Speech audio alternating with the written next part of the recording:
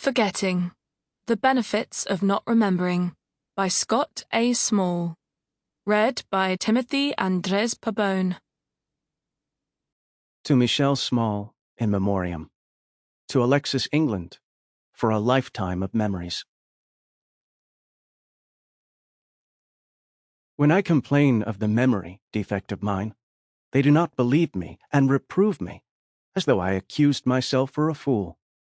But they do me wrong, for experience rather daily shows us, on the contrary, that a strong memory is commonly coupled with infirm judgment.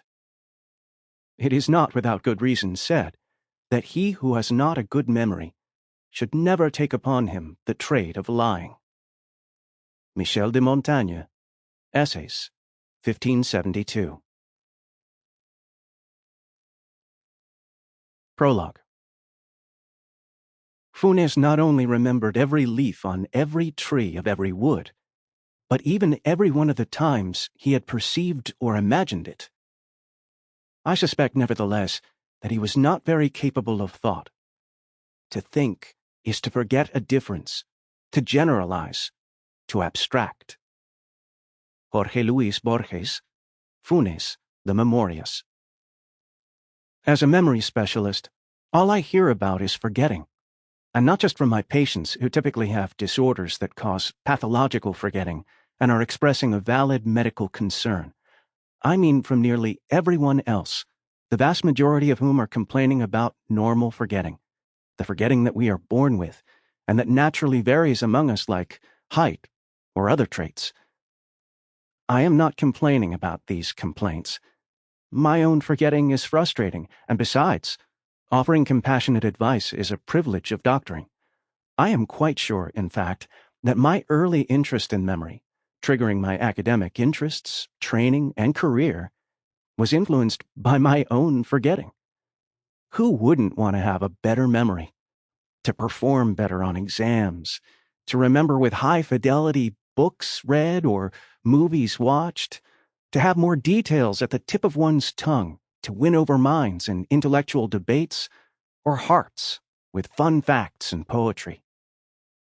That forgetting represents a glitch in our memory systems, or a nuisance at the very least, has always been the common scientific view. Accordingly, science is primarily focused on figuring out how the brain forms, stores, and retrieves memories, how the memory snapshot is taken, processed, and cataloged.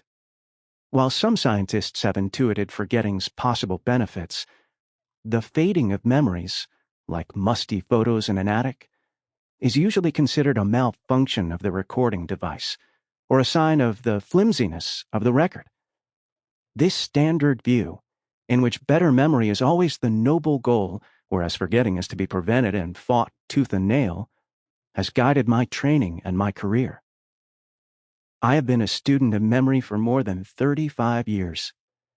As an undergraduate in experimental psychology at NYU, I wrote my first published paper and graduating thesis on the topic of how our emotions can bias what we see and how we remember.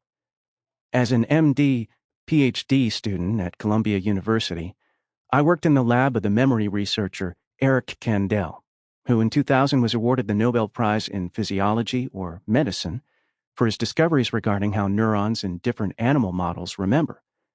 And since completing a postdoctoral fellowship at Columbia on Alzheimer's disease and other forms of memory failure with Richard Mailleux, a leading Alzheimer's clinician and geneticist, I have been toiling away in my own lab, investigating the causes of and potentially the cures for Alzheimer's disease and other reasons for memory failure in later life. While old dogs can't learn new tricks, it's a good thing we can forget old ones, since it turns out that I, along with many other memory investigators and memory doctors, was wrong about forgetting. Recent research in neurobiology, psychology, medicine, and computer science has contributed to a clear shift in our understanding. We now know that forgetting is not just normal, but beneficial to our cognitive and creative abilities, to our emotional well-being, and even to societal health. This book is dedicated to the hundreds of patients I have tried to help throughout my career who have suffered from Sample complete. Ready to continue?